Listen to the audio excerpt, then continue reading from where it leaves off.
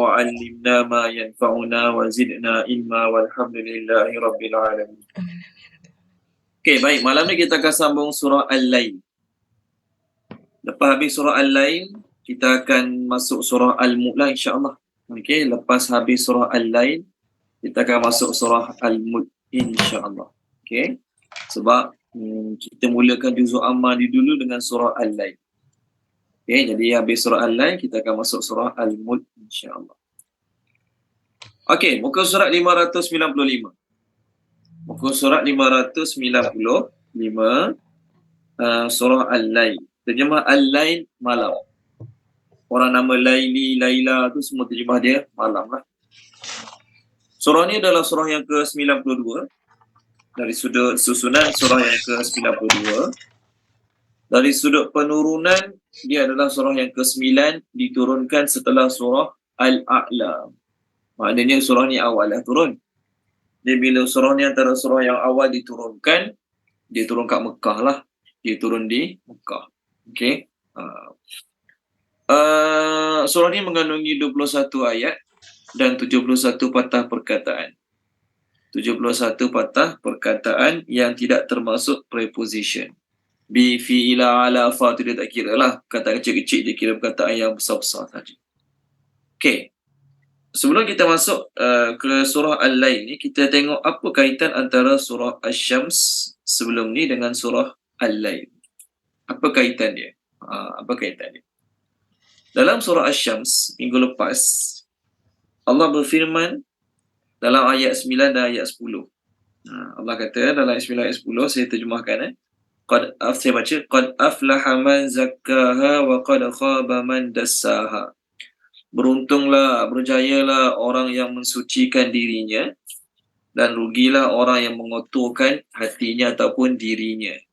Beruntunglah, berjayalah orang yang membersihkan jiwanya, rugilah, gagallah orang yang mengotorkan jiwanya. Itu dalam surah Al-Lail. Manakala dalam surah hari ini pula, Allah nak terangkan apa ciri-ciri orang yang membersihkan diri dan apa ciri-ciri orang yang mengotorkan diri. Tuan Haji Ishak telah baca boleh? Tuan Haji Ishak, apa yang kita akan bincang dalam surah ni nanti, ayat 5, 6, 7, 8, 9, 10. Boleh tak? 5, 6, 7, 8, 9, 10. Surah Al-Lail ni, Ustaz? Ya? Surah ni? Surah Al-Lail kita akan bincang ni. Okay. Maka barang siapa memberikan hartanya di jalan Allah dan bertakwa dan membenarkan adanya pahala yang terbaik iaitu syurga, maka akan kami mudahkan baginya jalan menuju kemudahan iaitu kebahagiaan.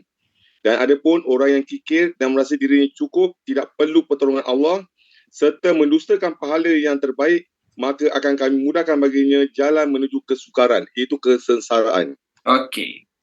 Terima kasih Tuan Haji Ishak. Jadi Allah nak beritahu ciri-ciri orang yang membersihkan diri, orang suka memberikan, beri nafkah, beri sumbangan, bertakwa dan membenarkan segala apa yang didengar daripada Quran pada hadis, dia membenarkan. Itu ciri-ciri dia. Manakala ciri-ciri orang yang mengotorkan diri dia, kedekut. Pertama sekali kedekut. Yang kedua, dia berasa cukup. Tak perlu lagi pada rahmat Allah, tak perlu lagi pada pengampunan Allah, tak perlu lagi pada taufik hidayah daripada Allah. Yang kedua. Yang ketiga, dia sentiasa mendustakan kebaikan-kebaikan yang dijanjikan dalam Quran, dijanjikan dalam hadis, dia sentiasa mendustakan. Itu antara ciri-ciri besar ataupun ciri-ciri utama orang yang mengotorkan diri dia, orang yang membersihkan diri dia. Okey, baik. Dalam surah sebelum ni, surah kita Asy-Syams, Allah Subhanahu Wa Taala menceritakan tentang orang-orang yang gagal. Siapa orang yang gagal? Orang yang gagal adalah kaum Thamud, yang mana mereka kaum Thamud ni, mereka dah ada Nabi, tetapi mereka masih lagi tak nak beriman dengan Nabi tersebut. Jadi orang yang gagal. Dalam surah Al-Lail ni Allah nak cerita ciri-ciri orang yang berjaya. Allah SWT nak cerita ciri-ciri orang yang berjaya. Siapa ciri-ciri orang berjaya dalam surah ni? walaupun tidak disebutkan namanya. Nama tak sebut. Okey, nama Allah Subhanahu Wa Taala tak sebut. Tetapi ramai mufassirin mengatakan yang ayat dalam surah Al-Lail ni Allah Subhanahu Wa Taala menyatakan tentang Abu Bakar radhiyallahu anhu. Abu Bakar radhiyallahu anhu dia memerdekakan hamba yang lemah. Abdullah bin Zubair mengatakan bahawasanya Abu Bakar radhiyallahu anhu telah memerdekakan hamba-hamba yang lemah yang memeluk Islam. Jadi dia memerdekakan wanita tua, wanita lemah. Abu Quhafah ni ayah pada Abu Bakar radhiyallahu anhu. Dia kata pada Abu Bakar, wahai Abu Bakar, engkau merdekakan hamba-hamba yang lemah, tua, tak larat, lembek. Dia orang kan boleh bela kau pun nanti. Dia orang kan boleh bantu kau pun nanti. Apa kata kau memerdekakan hamba-hamba yang gagah, yang kuat, yang perkasa?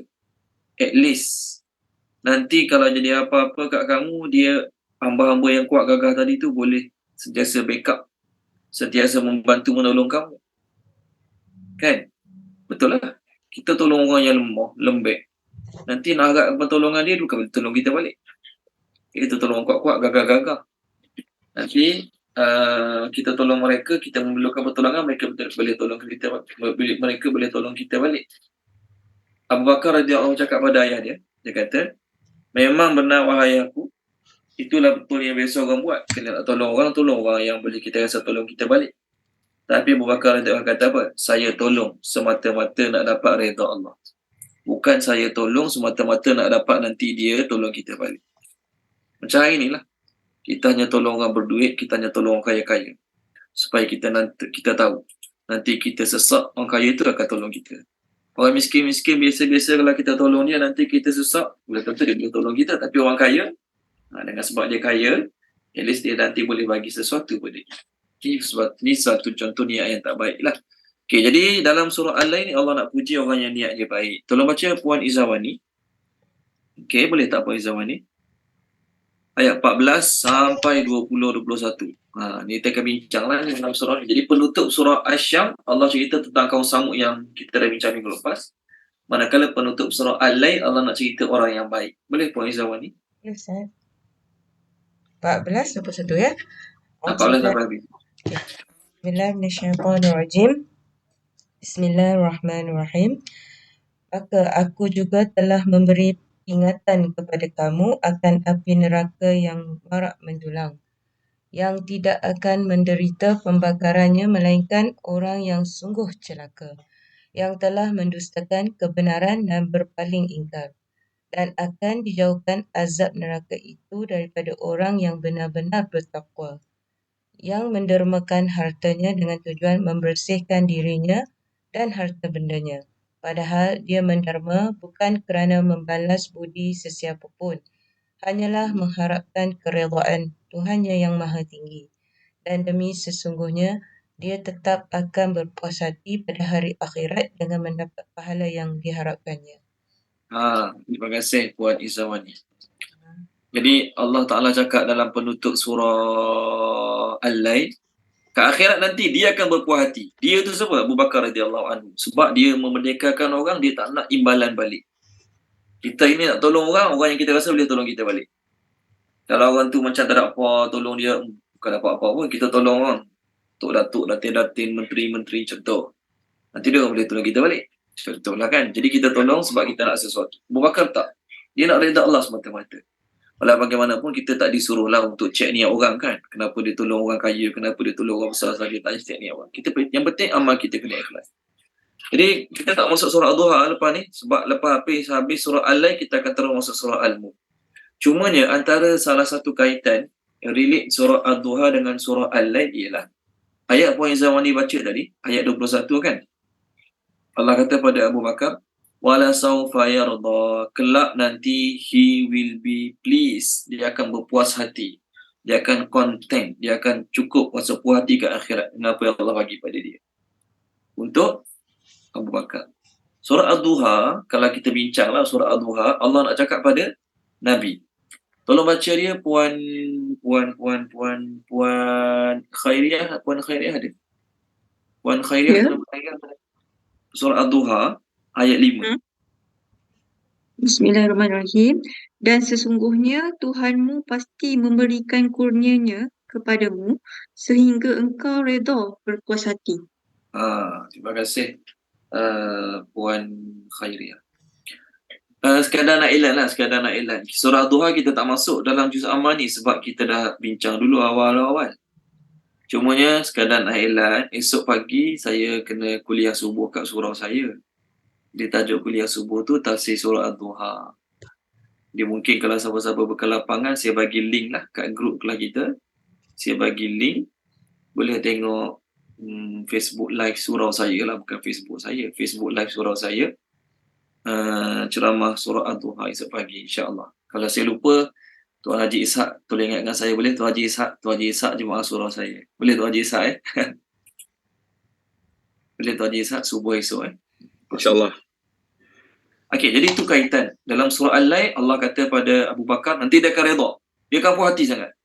Dalam surah Ad-Duha, Allah cakap pada Nabi, nanti engkau akan redha dengan apa yang Allah akan bagi pada engkau. Kau akan puas hati dengan apa yang Allah Ta'ala akan bagi pada engkau. Okey, baik. Itu kita kata relate antara surah Asy-Syams dengan surah Al-Lail. Kemudian, dalam apa kita akan bincang dalam surah Al-Lail ni? Yang kita akan bincang dalam surah Al-Lail ni, pertama, Allah bersumpah dengan malam, siang, lelaki, perempuan. Allah bersumpah dengan malam, dengan siang, dengan lelaki dan perempuan yang amalan-amalan manusia itu berbagai-bagai. Pertamalah, amalan-amalan manusia itu berbagai-bagai. Allah kata dalam ayat nombor 4, Inna sa'yakum lasyatta, usaha kamu tu berbeza-beza. Ada yang usaha buat jahat biasa-biasa, ada yang buat jahat gila-gilanya sungguh-sungguh. Ada yang buat baik biasa-biasa, ada yang buat baik sungguh-sungguhnya buat baik. Ada yang kadang-kadang buat jahat, kadang-kadang buat baik. Ada yang tak nak buat baik langsung, ada yang tak nak buat jahat langsung. Contoh. Jadi usaha manusia itu berbeza-beza. Itu yang pertama kita akan bincang. Part yang kedua, Allah akan tunjuk contoh-contoh perbezaan amalan manusia. Tadi Tuan Haji Ishak dah baca. Antara contoh perbezaannya, ada orang suka memberi, ada orang kedekut.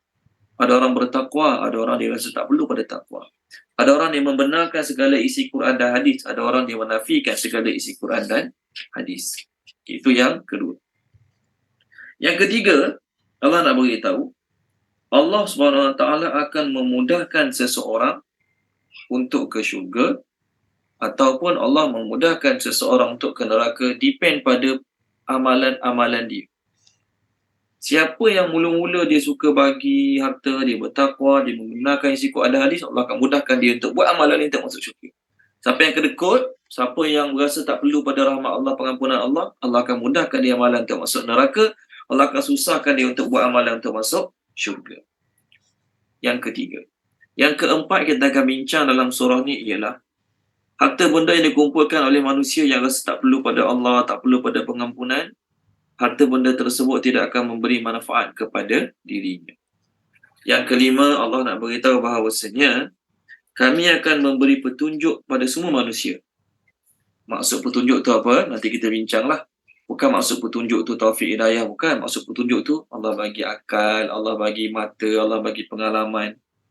Yang keenam, Allah Ta'ala kata, dunia milik kami, akhirat milik kami. Terpulanglah pada kami. Nak bagi siapa senang, siapa susah kat dunia.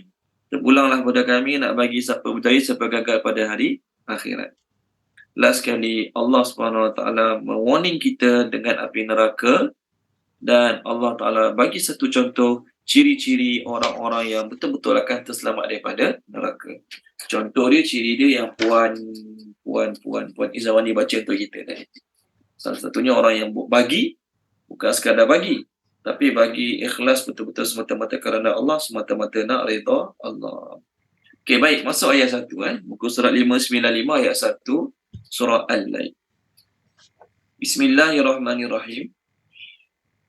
Wa demi Al-Laili malam. Al-Laili malam. Idza apabila yang sya ia menutup, wa demi an-nahar siang, Iza apabila tajalla menampakkan terangnya. Tajalla menampakkan terangnya. Okey. Wa dan ma apa yang khalaqa dia telah menciptakan. Khalaqa dia Allah telah menciptakan.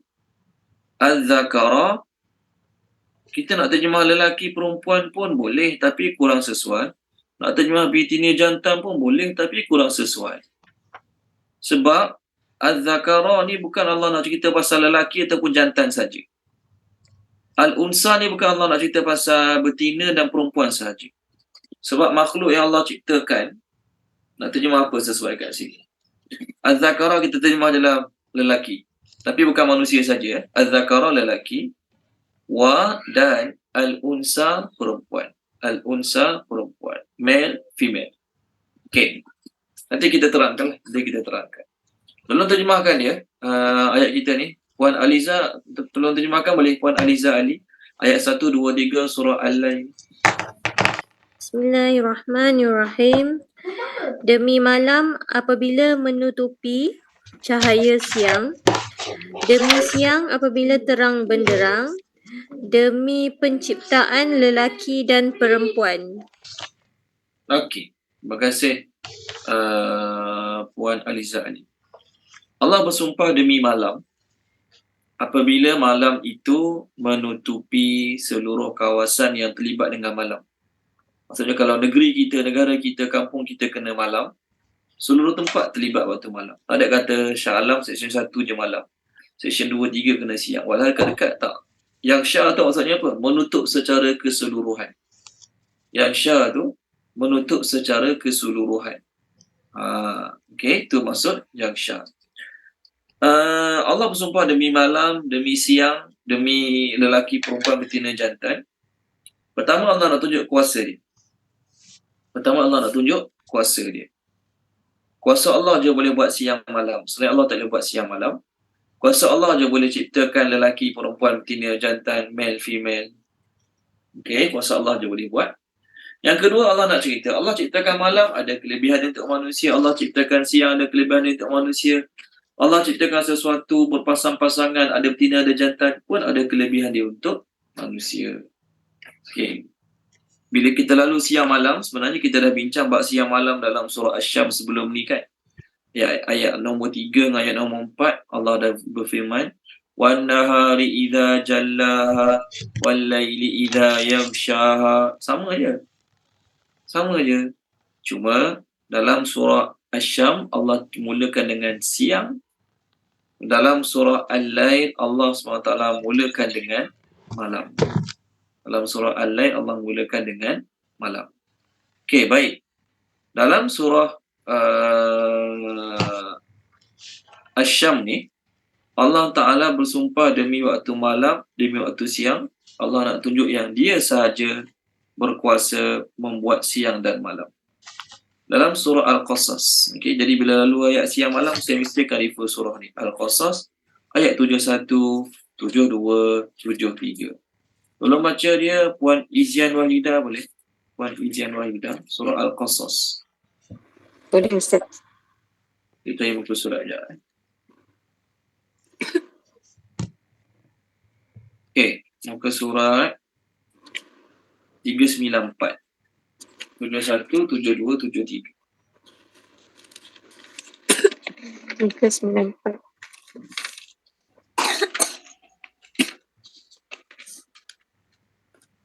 Bismillahirrahmanirrahim. Bismillahirrahmanirrahim. Katakanlah wahai Muhammad, bagaimana pendapatmu jika Allah menjadikan untukmu malam itu terus-menerus sampai hari kiamat? Siapakah Tuhan selain Allah yang akan mendatangkan sinar terang kepadamu? Apakah kamu tidak mendengar? 72. Katakanlah wahai Muhammad, bagaimana pendapatmu jika Allah menjadikan untukmu siang itu terus-menerus sampai hari kiamat? Siapakah Tuhan selain Allah yang akan mendatangkan malam kepadamu sebagai waktu istirahat? Apakah kamu tidak memperhatikan? Ayat 3. Dan adalah kerana rahmatmu Dia jadikan untukmu malam dan siang agar kamu beristirahat pada malam hari dan agar kamu mencari sebahagian kurniaannya pada siang hari dan agar kamu bersyukur kepadanya. Okey, terima kasih Puan Izian Wahidah. So 71, 72 tu Allah nak tunjuk dia seorang boleh buat siang malam. Allah kata apa? Kalau Allah dah buat malam straight, tak ada siang-siang, siapa boleh datangkan siang? Dan kalau Allah nak buat malam straight, tak ada malam siang-siang, siapa mampu datangkan malam? Allah cabarlah, nak tunjuk dia seorang je boleh buat siang malam. Dan Allah sebut sebahagian daripada tanda rahmat Allah, Allah buat malam, kamu dapat tenang, relax, rehat. Dan Allah buat siang, mudah kamu cari rezeki. Mudah-mudahan kamu bersyukur. Di banyak benda malam, banyak benda urusan kita selesai waktu siang. Dan banyak urusan kita untuk waktu malam, tidur, rehat, mudah pada waktu malam. Allah memang susun atur manusia sedemikian. Okey, jadi bab siang malam ni kita tak nak bincang banyak lah. Sebab dalam surah Asy-Syams kita dah lalu banyak. Part ketiga. Ayat ketiga, bukan part ketiga, ayat ketiga. Allah kata, وَمَا خَلَقَ الذَّكَرَ وَالْأُنْثَى. Dan apa yang dia telah ciptakan lelaki dan perempuan. Ataupun betina jantan, male, female. Ayat ni adalah kesinambungan daripada minggu lepas punya surah. Minggu lepas punya surah, surah Asy-Syams, Allah berfirman. Tolong baca dia, Dr. Azizah, tolong baca boleh Dr. Azizah? Minggu lepas punya surah. Boleh Ustaz. Allah sebut, saya cari buku surat. Okey. Ayat 7. Minggu lepas ayat 7. Boleh? Satu ayat je ayat 7. Asy-Syams ayat 7. Ya. Auzubillahi minasyaitonirrajim. Demi diri manusia dan yang menyempurnakan kejadiannya, yakni dengan kelengkapan yang sesuai dengan keadaannya. Okey. Terima kasih Dr. Azizah. Demi manusia yang Allah Ta'ala ciptakan dengan sempurna. Perfect him in proportion. Apa dia kata? Allah ciptakan manusia dengan sempurna. Okey. Dalam ayat ini Allah kata, kesempurnaan manusia tu baik lelaki ke, baik perempuan ke, semua sempurna. Di dalam ayat ini Allah nak beritahu bahawasanya Allah yang telah ciptakan manusia itu sempurna bila ada lelaki dan ada perempuan. Kalau Allah buat manusia dalam dunia ni semua lelaki saja, masalah juga. Macam mana berkembang biak keturunan. Dan kalau Allah Ta'ala buat manusia dalam muka bumi ini semua perempuan saja pun masalah juga. Jadi bila Allah Ta'ala buat lelaki dengan perempuan memerlukan antara satu sama lain, maka mudahlah urusan manusia ke atas muka bumi ini.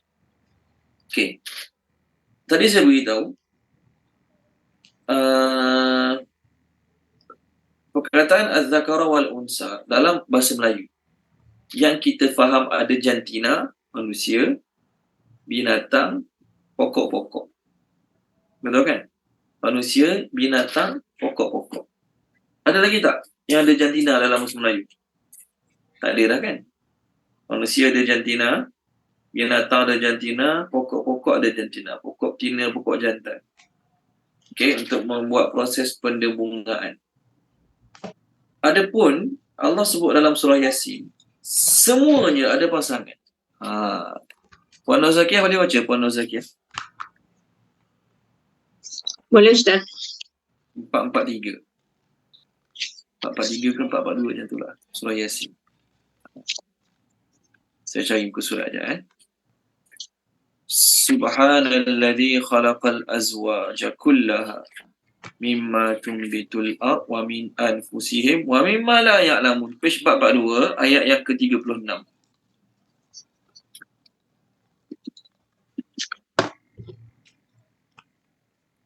A'udzubillahi minasyaitonirrajim. Maha suci Allah yang telah menciptakan semuanya berpasang-pasangan, baik daripada apa yang ditumbuhkan oleh bumi dan daripada diri mereka sendiri, maupun daripada apa yang tidak mereka ketahui. Terima kasih Puan Nur Zakiyah. Maha suci Allah yang telah menciptakan semua benda berpasang-pasangan.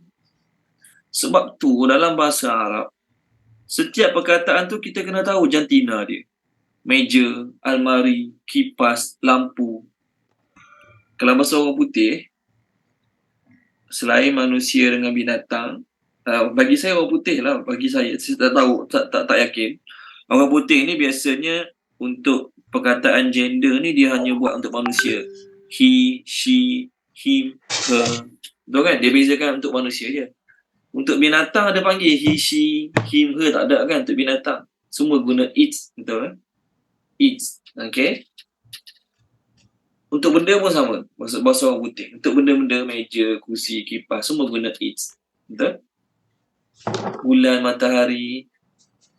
Bulan, matahari orang putih guna he ke it, is juga kan? Betul tak? It. Mana guna he, she, matahari, mana guna? Okay? Kecuali Mak Saleh tu dia bela anjing, dia sayang sangat anjing dia guna he untuk anjing dia. Betul? Mak Saleh dia sayang anjing dia guna he, dia guna she untuk anjing dia. Biar-biarlah. Tapi dari segi kaedahnya, bahasa Inggeris, selain manusia akan guna it. Okay, baik. Selain manusia, orang putih dia ada ni ke? Untuk lelaki perempuan. Sahabat-sahabat sekalian. Okay. Untuk meja, untuk bulan, untuk bintang, dia ada beza kak? Kalau untuk lelaki, it. Kalau untuk perempuan, lain sikit. Ada tak? Tak ada. Semua sama je. Bahasa Melayu pun sama juga. Ia.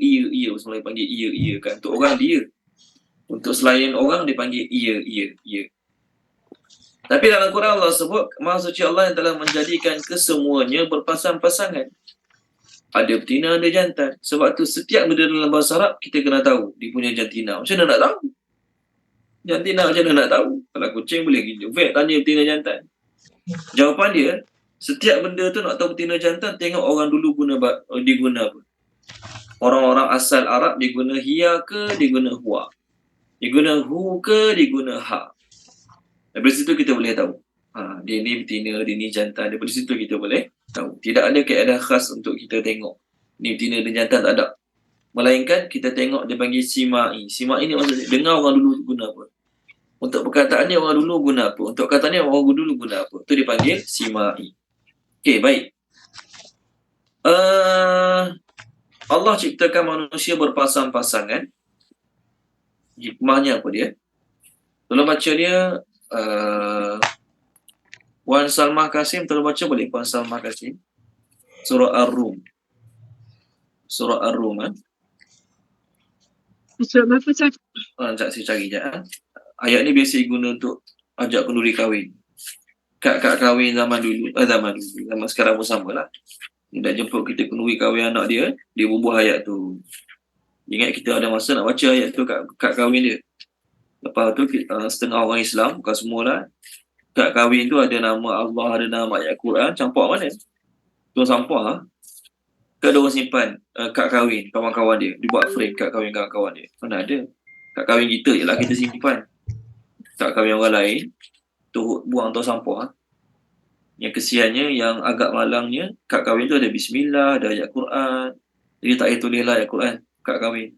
Tulis nama anak, nama menantu, tempat, masa, tarikh cukup. Sebab confirm kad tu orang akan buang. Kat mana? 406 puan. Sorry, maafkan saya. Membebel pula dah. 406 ayat 21.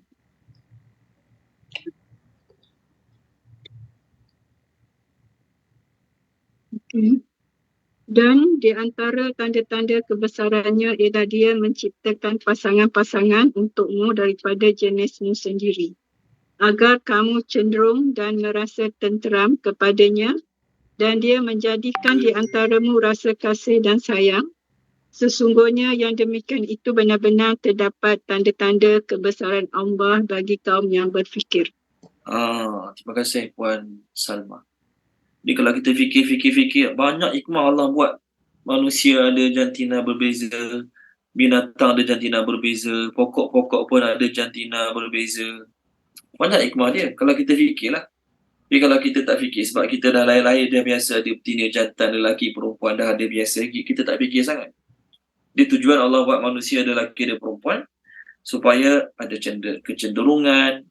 Bila ada kecenderungan, minat, kahwin, atau datang ketenangan, ada kasih sayang, ada rahmat satu sama lain. Memang Allah buat macam. Sebab tu setelah Allah ciptakan Nabi Adam, Allah terus ciptakan Hawa alaihi salam agar dia berasa tenang kepada pasangan dia. Surah apa ya? Surah Al-A'raf. Tolong baca surah Al-A'raf. Puan Nur Hidayah boleh. Tolong baca Puan Nur Hidayah Ahmad surah Al-A'raf. Ni Nabi Adam. Allah ciptakan Nabi Adam, terus Allah cipta pasangan. Untuk apa? Untuk dapat ketenangan. Saya kali muka surat je. Okey, muka surat 175, Puan Nur Hidayah 175, ayat 189. 189.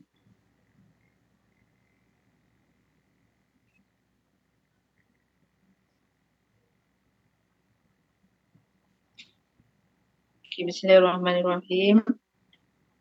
Dialah yang menciptakan kamu daripada jiwa yang satu iaitu Adam, dan daripadanya kami menciptakan pasangannya agar dia merasa senang kepadanya. Okay, cukup. Cukup lah. Okay, terima kasih. Tak nak panjang-panjang ayat tu kan. Allah kata Allah ciptakan kamu daripada jiwa yang satu, itu Nabi Adam, dan daripadanya Allah ciptakan pasangannya Hawa, liyaskuna ilaiha, so that he might feel calmness and tranquility.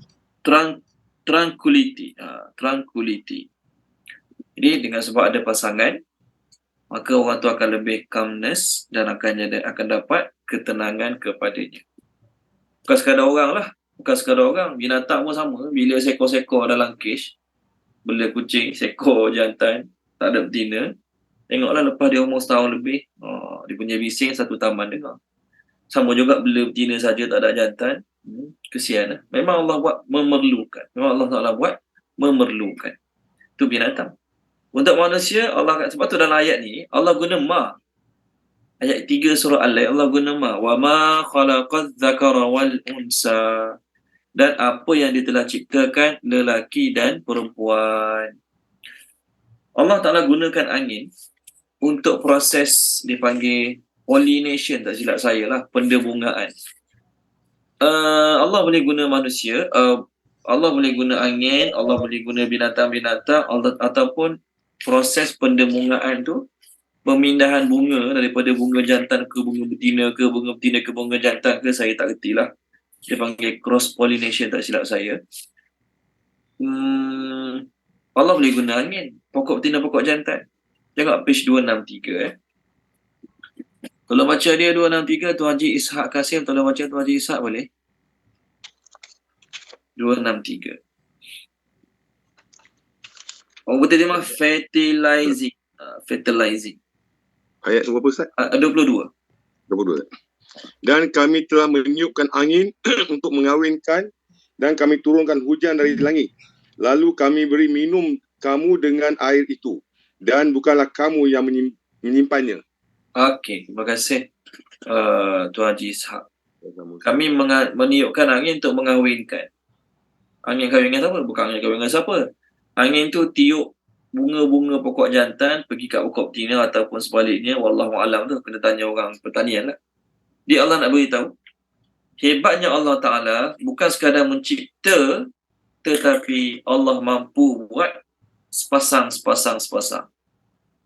Pasangan lelaki ataupun male ataupun maskulin akan minat pada perempuan, female ataupun feminin. Baik manusia, baik binatang, baik tumbuh-tumbuhan, Allah yang cipta sepasang. Maksudnya Allah berkuasa untuk buat satu jenis, Allah berkuasa untuk buat tak ada pasangan, tapi Allah menciptakan sepasang untuk manfaat bagi manusia. Kalau Allah buat lembu, kambing, betina saja ataupun jantan saja, macam mana binatang tu nak berkembang biak? Macam mana sumber makanan manusia? Kalau Allah buat pokok betina saja, jantan saja, macam mana nak berbuah? Jadi berbuahnya pokok, membiaknya tanah binatang-binatang, kerana Allah buat ada yang zakara, ada yang unsa. Jadi zakara dengan unsa ni bukan sekadar untuk manusia saja, untuk binatang, untuk pokok pun semua digunakan juga. Okey? Bulan, bintang, matahari, semua tu dia ada dia punya nama dia. Dia boleh ganti nama diri dia, Huwa ke, Haza ke. Okey, baik. Allah bersumpah dengan 3 perkara. Mula-mula Allah bersumpah demi waktu malam. Yang kedua, waktu siang. Yang ketiga, demi manusia Allah ciptakan, ada lelaki, ada perempuan. Ayat nombor 4. Allah kata, inna sa'yakum la syatta. Muka surat 595 ayat 4 sekarang. Inna sesungguhnya, sambung, inna sesungguhnya sa'yakum, usaha kamu, your effort and deed, betul terjemah. Sa'yakum, usaha kamu, la benar-benar, syatta, berbagai-bagai. Syatta, berbagai-bagai, boleh berbeza-beza, boleh, semua boleh. Wan Izawani terjemahkan boleh ayat 4.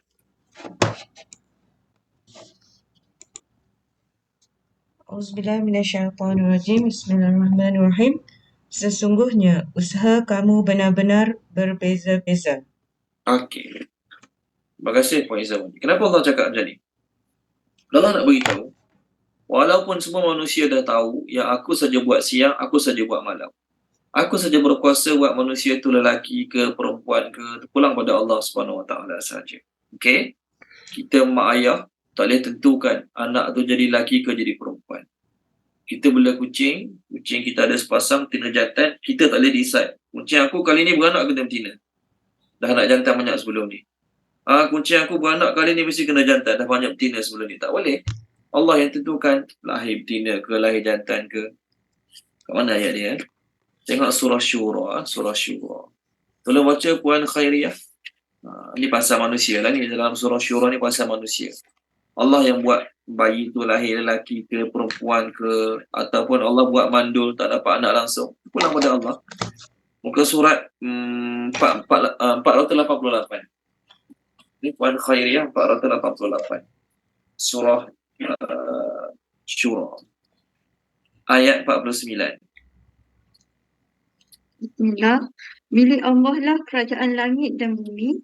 Dia menciptakan apa yang dia hendaki.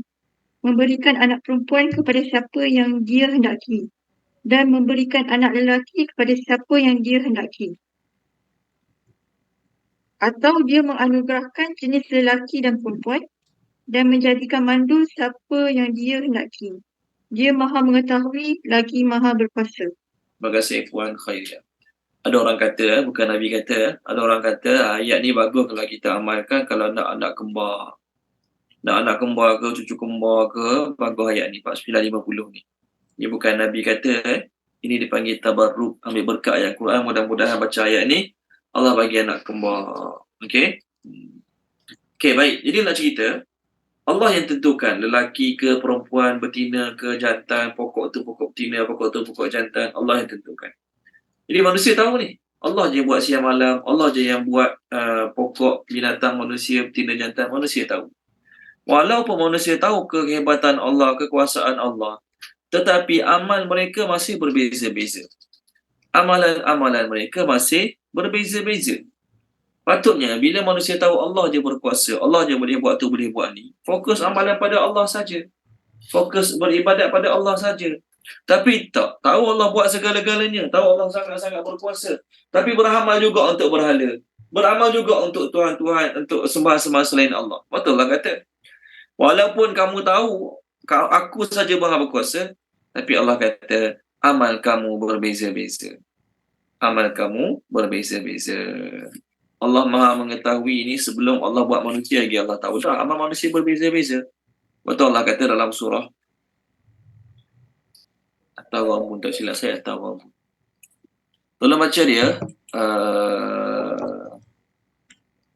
Puan Aliza tolong baca boleh? Puan Aliza Ali surah At-Taghabun.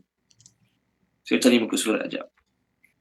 Walladhi khalaqakum faminkum kafirun wa minkum mu'min.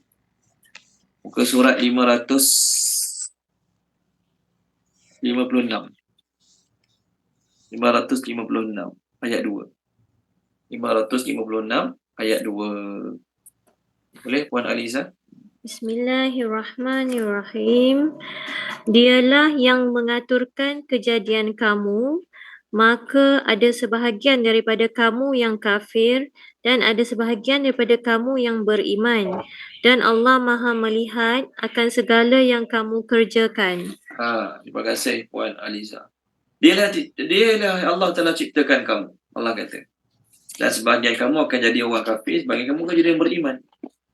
Walaupun kamu semua dah tahu yang Allah saja buat langit bumi, Allah saja turunkan hujan, Allah je buat siang malam, tapi kenapa amalan kamu masih lagi berbeza-beza? Ni Allah Maha mengetahui sejak azali. Tolong baca dia, Puan Maisarah, tolong baca boleh Puan Maisarah, page 153 yang bawah sekali.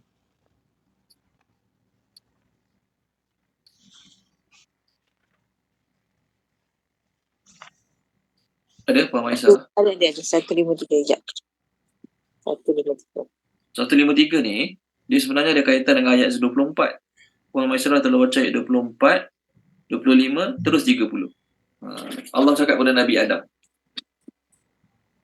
153 ayat 30 dah tadi bawah sekali kan? Ayat, baca 24 dulu. 24, 25 dan 30. Auzubillahi 24 Allah berfirman, turunlah kamu akan saling bermusuhan satu sama lain. Bumi adalah tempat kediaman dan kesenanganmu sampai waktu yang telah ditentukan. Allah berfirman, di sana kamu hidup, di sana kamu mati, dan dari sana pula kamu akan dibangkitkan. Terus 30 terus. Sebahagian diberinya petunjuk dan sebahagian lagi sepantasnya menjadi sesat. Mereka menjadikan syaitan-syaitan sebagai pelindung selain Allah. Maka mereka mengira bahawa mereka mendapat petunjuk. Sepantasnya itu Indonesia tu. Bahasa Indonesia punya terjemah tu. Betul Puan Maisarah? Betul. Di Indonesia tak panggil sepantas, dia panggil pantas. Okay. Maksudnya Allah kata lagi pada Nabi Adam, sebahagian kamu kat dunia akan dapat hidayah, sebahagian memang patut, memang layak, memang sayugia akan jadi orang yang sesat. Allah dah tahu. So, boleh salahkan Allah? Tak boleh. Allah tak kata ketetapan Allah. Allah kata sa'yakum ayat kita sekarang. Allah kata sesungguhnya usaha kamu berbeza-beza. Oleh kerana usaha kamu berbeza-bezalah kat muka bumi, syurga ada tahap-tahap dia. Ada orang dapat syurga tertinggi, bawah sikit, bawah sikit, bawah sikit. Oleh kerana usaha kamu berbeza-bezalah, neraka pun ada tahap-tahap dia. Ada yang paling bawah, ada yang tengah-tengah, ada yang atas sekali. Kerana apa berbeza-beza tahap syurga? Dan kerana apa berbeza-beza tahap neraka? Kerana amalan kamu semuanya berbeza-beza. Pertama, Islam kafir beza dah. Islam kafir memang beza jelas dah. Sesama Islam, ada yang amal agama, ada tak amal agama langsung, ada yang agama-agama sikit, ada buat dosa maksiat. Sesama kafir, walaupun mereka semua kafir, tahap mereka berbeza-beza. Ada kafir Allah suruh perangi, ada kafir Allah tak bagi perangi, ada kafir Allah yang Allah Ta'ala suruh tunaikan hak, ada kafir yang Allah tak suruh tunaikan hak. Kerana apa? Kerana tahap mereka juga berbeza-beza. Okay. Walau ayat kita sekarang ada perkataan sa'ya. Sa'ya. Ayat nombor 4 surah Al-Lail ni ada perkataan inna sa'yakum lasyatta. Perkataan sa'ya berasal pada sin ain ya. Sin ain ya. Sa'ya. Daripada perkataan sa'ya ni keluarlah perkataan sa'i. Sa'i kan, kita pergi umrah, pergi haji ada perbuatan sa'i. So sa'i itu maksudnya perbuatan bersegera, perbuatan dengan laju. Masa sa'i kita kena buat apa masa sa'i? Berlari-lari anak kan? Bukan jalan santai macam catwalk tu, bukan. Masa sa'i, berlari-lari anak. Jadi Allah nak beritahu manusia ni, sifat dia ada yang berusaha sungguh-sungguh untuk buat baik, ada yang berusaha sungguh-sungguh untuk buat jahat. Tengok surah Al-Isra, ada ayat surah Isra. Tolong baca Puan Salmah Kasim, tolong baca boleh Puan Salmah Kasim, surah Isra. Allah Ta'ala sebut ayat muka surat 284 ayat 19. 284 ayat 19. 284. Kat situ ada sa'a.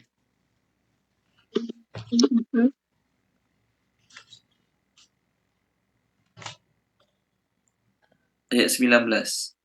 Ya, saya tengah cari. Okey, tak apa.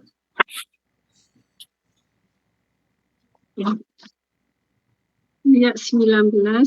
Dan sesiapa menghendaki kehidupan akhirat serta berusaha ke arah itu dengan bersungguh-sungguh dalam keadaan beriman, maka usahanya itu akan dibalas dengan baik. Okey, terima kasih Puan Salma.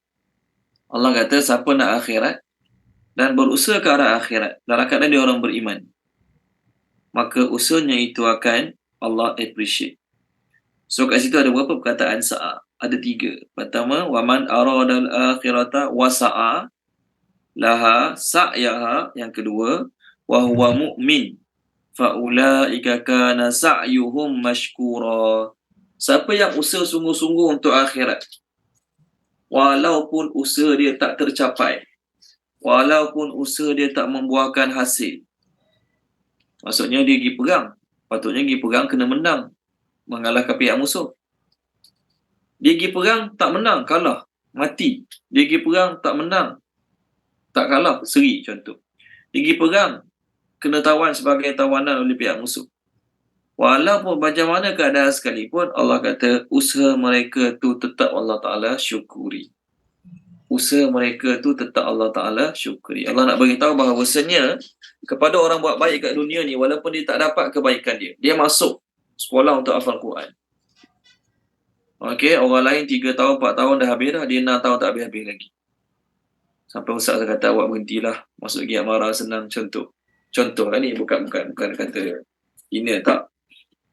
Jadi walaupun dia tak dapat jadi penghafal Quran, tapi usaha dia ada, sungguh-sungguh dia ada, maka Allah kata Allah appreciate. Allah Ta'ala tetap akan hargai. Maknanya, usaha untuk buat kebaikan, tapi tak ada sungguh-sungguh.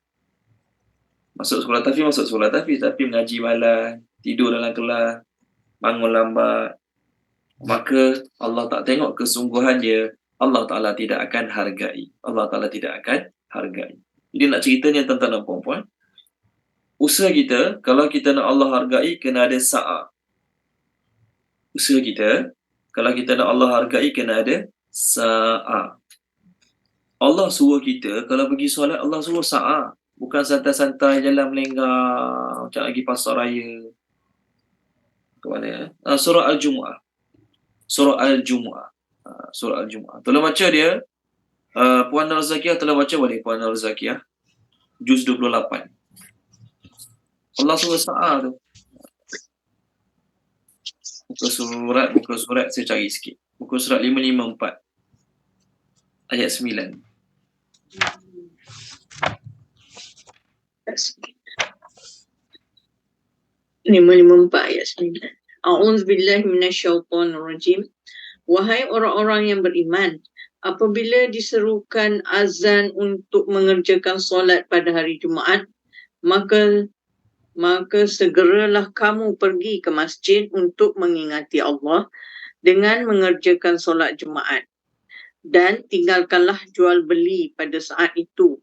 Yang demikian adalah baik bagi kamu jika kamu mengetahui hakikat yang sebenarnya. Okey. Yes, first out. Terima kasih Puan Nur Zakiyah. Allah kata orang beriman, bila disuruh pada solat hari Jumaat, first out, bersegera. Ingat Allah, tinggalkan segala jual beli. So untuk solat Allah suruh is out, bersegera. Okey. Kita memuji 2 orang lelaki yang buat kebaikan dengan yas'a. Perkataan saya sekarang sin ain ya, kita nak refer perkataan sin ain dan ya. Allah memuji 2 orang lelaki yang ada membuat kebaikan dengan yas'a. Pertama dalam surah Yasin. Dalam baca Dr. Azizah boleh surah Yasin. Wa jaa'a rajulun min aqsal madinati yas'a. Yang kedua surah Al-Qasas. Tengok surah Yasin dulu. 441.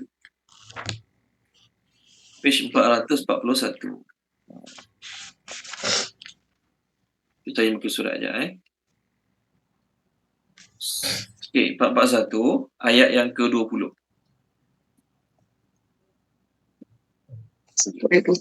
Auzubillahi minasyaitonirrajim.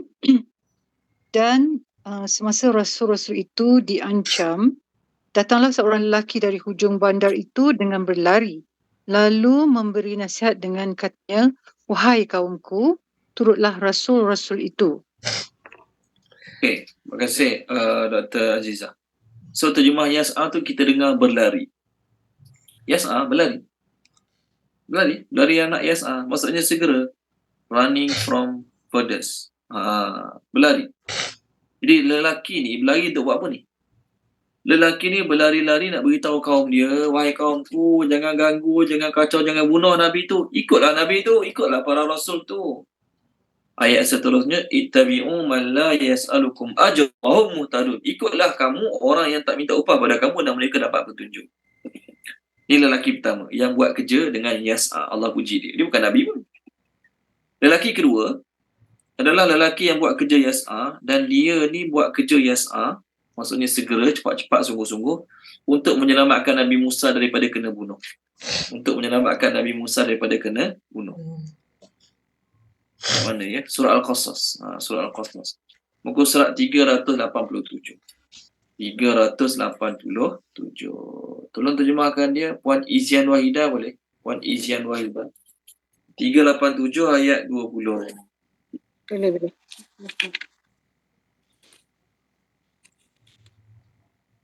Bismillahirrahmanirrahim. Bismillahirrahmanirrahim. Dan seorang lelaki datang bergegas dari hujung kota seraya berkata, wahai Musa, sesungguhnya para pembesar negeri sedang merunding tentang engkau untuk membunuhmu.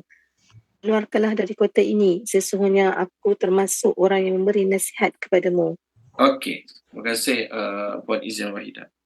Bergegas, berlari terjemah dia. Yas'a juga. Waja'a rajulun min aqsal madinati yas'a. Dia nak cerita, dua-dua lelaki ni Allah puji. Kerana apa? Mereka ada yas'a untuk buat kebaikan.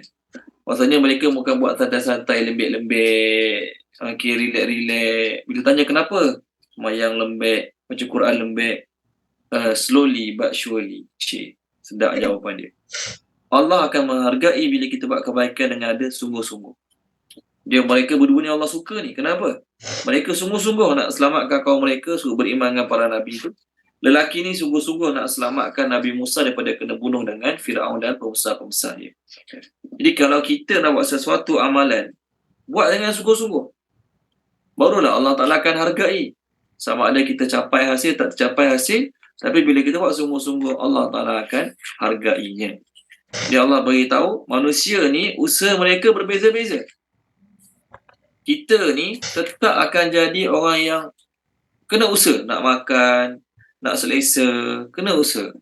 Hidup malam macam mana sekalipun, tetap kena usaha cari rezeki juga. Maka Allah nak beritahu, usaha yang terbaik adalah usaha yang bersegera untuk dapat redha Allah. Berusaha untuk mencari rahmat Allah. Jadi Allah sebut, usaha kamu kat dunia ni berbeza-beza, benar-benar berbeza.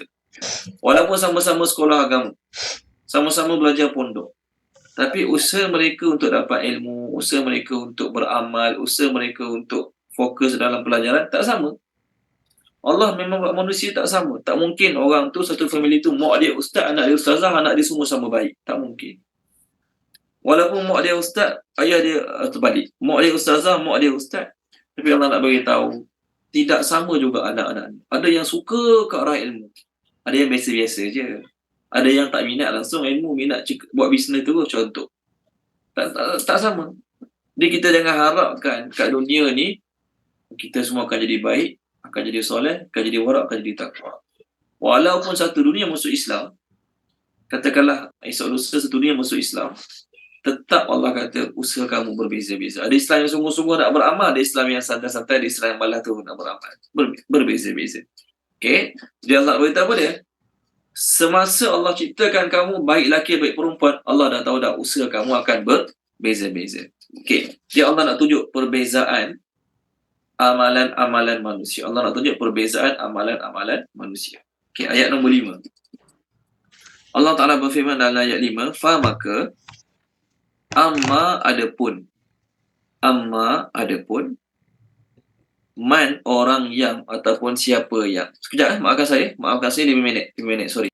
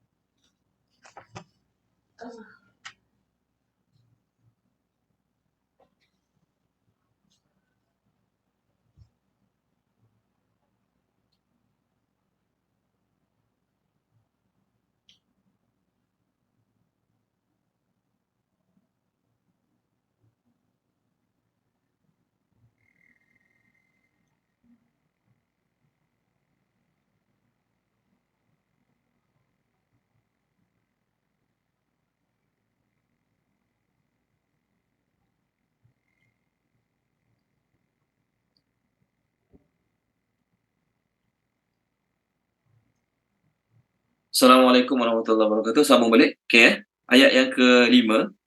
Fa maka, amma adapun.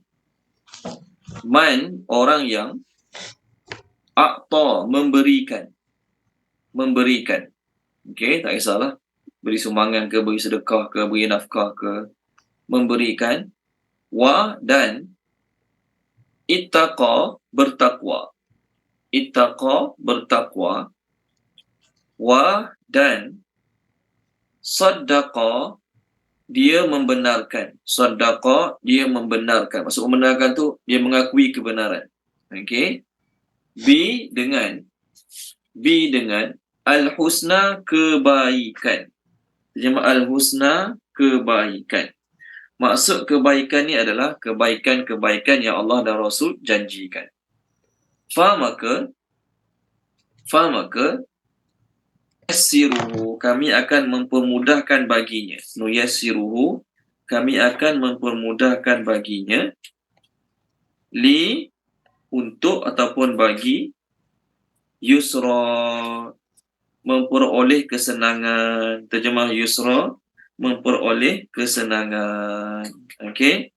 Maksud memperoleh kesenangan ni apa dia?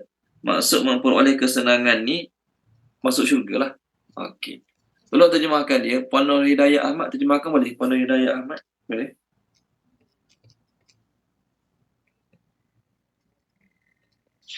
Ustaz boleh tak? Surah berapa? Ayat 5, 6 dan 7.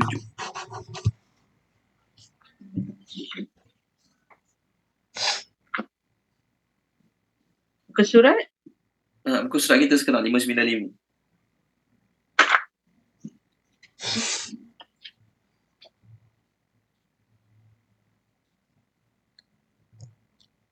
Ayat kita sekarang.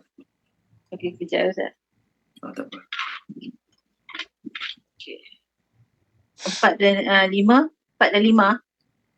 Ayat 5, 6 dan 7. 5, 6, 7.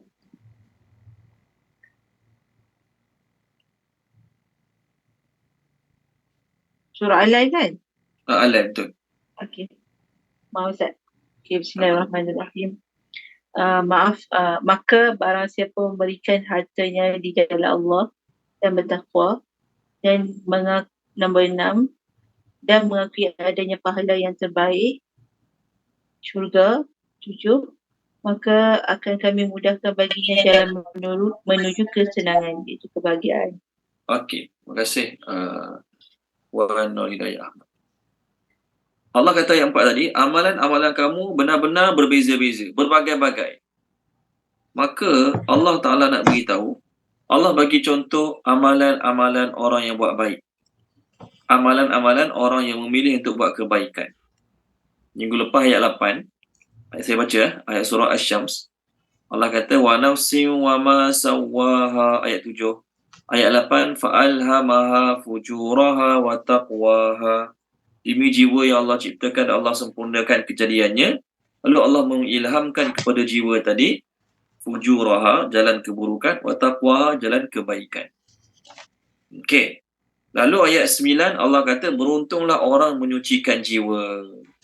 Oleh kerana Allah sebut beruntung dulu minggu lepas, orang berjaya dulu, ayat 9, berjaya, aflaha. Ayat 10 baru khaba. Maka Allah sebutlah ciri-ciri orang berjaya dulu. Allah sebutlah ciri-ciri orang yang berjaya dulu dalam surah ini. Maka Allah kata, adapun orang yang memberikan harta. Kerana apa? Kerana ciri-ciri orang gagal yang Allah banyak kecam dalam Al-Quran adalah orang yang kedekut. Ciri-ciri orang yang gagal adalah orang-orang yang kedekut. Contoh, muka surat 593. Muka surat 593. Tolong baca dia. Tuan Haji Ishak, Kasim tolong baca boleh Tuan Haji Ishak? Boleh Ustaz. Page 593. Ayat Ayat yang ke kejap 17, 18, 19, 20. sekali-kali tidak, bahkan kamu tidak memuliakan anak yatim dan kamu tidak saling mengajak memberi makan orang miskin, sedangkan kamu memakan harta warisan dengan cara mencampurkan dengan yang haram, yang halal dan yang haram, dan kamu mencintai harta dengan kecintaan yang berlebihan. Okey, terima kasih Tuan Haji Ishak. Ini satu contoh dalam surah Al-Ma'un. Ara'aita alladhi yukadzibu bid-din fadzalika alladhi yad'ul yatim wa la yahuddu 'ala ta'amil miskin. Itu antara contoh-contoh, itu kita kata antara contoh-contoh orang-orang yang gagal yang Allah Taala cerita dalam Al-Quran. Maka ciri-ciri orang berjaya adalah orang yang suka memberikan apa yang Allah bagi pada dia. Sama ada nafkah wajib pada isteri, anak-anak, mak ayah, ataupun sunat pada jiran, pada orang miskin, orang susah. Dia suka memberikan. Okey. Yang kedua, Allah nak beritahu sifat yang kedua yang Allah Ta'ala akan memudahkan urusan untuk masuk syurga adalah ittaqa, bertakwa. Nak beritahu, ada orang suka memberi tapi dia tidak takwa. Siapa dia? Orang musyrikin. Orang musyrikin ada yang pemurah. Contohnya Nabi sebut Abdullah bin Jad'an. Ada seorang kat Madinah, nama dia Abdullah bin Jad'an. Terkenal sangat dengan sifat pemurah dia, Abdullah bin Jad'an ni. Nabi sahabat tanya pada Nabi tentang dia masuk syurga ke neraka, Nabi kata dalam neraka. Sebab kat dunia ni sekalipun dia tak pernah kata pada Allah, Rabbi ghfirli khati'ati yaumaddin. Ya Allah, ampunkanlah aku dosa aku pada hari pembalasan tadi. Tak ada. Masuk kata-kata Nabi, dia ni tak percaya langsung akhirat. Dia ni tak terima langsung akhirat, jadi tak pernah doa pun Allah ampunkan dia ke akhirat. Maka kafir, maka dia mati kafir walaupun dia pemurah. Jadi dalam ayat 5 ni Allah nak beritahu, orang yang memberi, bagi harta, bagi sumbangan, bagi macam-macam lagi, Allah akan terima pemberian dia bila dia bertakwa. Maksud bertakwa apa dia? Dia jauhi syirik. Kalau dia suka bagi-bagi sedekah, sumbangan, charity dan sebagainya, tapi dia musyrik, Allah tak terima juga sedekah dia. Pertama, dia kena jauhi syirik. Yang kedua, Allah nak beritahu bahawasanya ada orang yang suka memberi. Orang Islam suka bagi sumbangan, duit banyak, kaya, tapi tidak bertakwa. Maksudnya tidak bertakwa, dia buat dosa maksiat, tak rasa apa-apa. Dia tinggal solat, tak rasa apa-apa. Dia buka aurat, tak rasa apa-apa. Maka dia punya pemberian juga tak akan bantu dia pada hari akhirat. Jadi Allah nak beritahu, orang tu kena suka memberi. Orang tu adalah orang bertakwa, orang yang jauhkan diri pada dosa maksiat. Dia usaha sungguh-sungguh untuk jauhkan diri pada dosa maksiat. Yang ketiga, ciri adalah dia membenarkan segala janji-janji yang baik yang Allah janjikan dalam Quran dan janji Nabi janjikan dalam hadis. Orang buat tiga perkara ni, orang yang suka bagi pada orang yang bertakwa, orang yang membenarkan segala isi Quran, segala isi hadis, maka Allah kata kami akan mempermudahkan jalannya untuk dapat kemudahan ke akhirat syurga. Baik, satu hari Sayyidina Ali radhiyallahu anhu berkata, setelah selesai mengebumikan satu jenazah, maka Nabi SAW ambil sebatang kayu, ambil kuih-kuih kat tanah. Nabi kata apa? Ma minkum min ahadin illa wa qad kutiba maq'aduhu minal jannah wa maq'aduhu minan nar. Tidak ada seorang pun di kalangan kamu melainkan Allah dah tetapkan tempat dia dalam syurga dan tempat dia dalam neraka. Qalu afala nattakilu wa nada'ul amal. Sahabat tanya, ya Rasulullah, kalau macam tu kita berserah je lah, tinggallah amal, tak payah buat amal. Nak buat amal buat apa lagi? Dah Allah kata setiap kita ni Allah dah tetapkan dah tempat dia dalam syurga atau tempat dia dalam neraka. Jadi nak beramal buat apa lagi kalau dah tetap seorang tu dalam syurga, dalam neraka? Maka Nabi jawab pada, jadi saya rasalah kita pun kalau duduk suasana tu masa Nabi ada, kita akan tanya soalan yang sama. Kalau Allah dah tentukan segala-galanya syurga neraka untuk orang ni, buat apa buat amal lagi? Tak payah buat amal, duduk tidur macam gitu je lah. Maka Nabi kata, i'malu, teruskan beramal.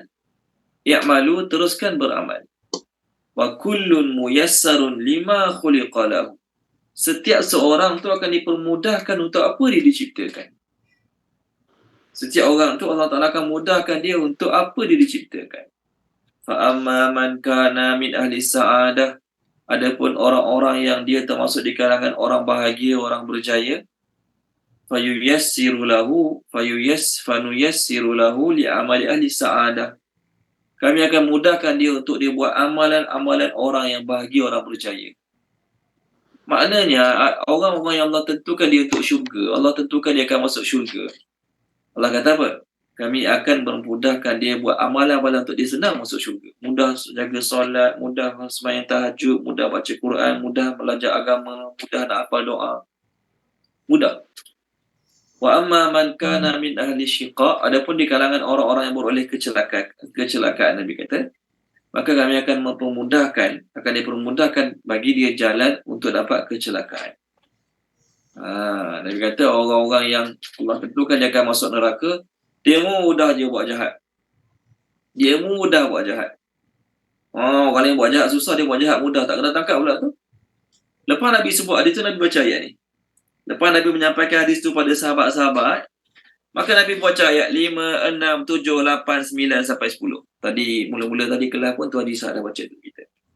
Maka Allah kata, adapun orang-orang Nabi lepas Nabi sabda hadis tu, Nabi baca ayat ni.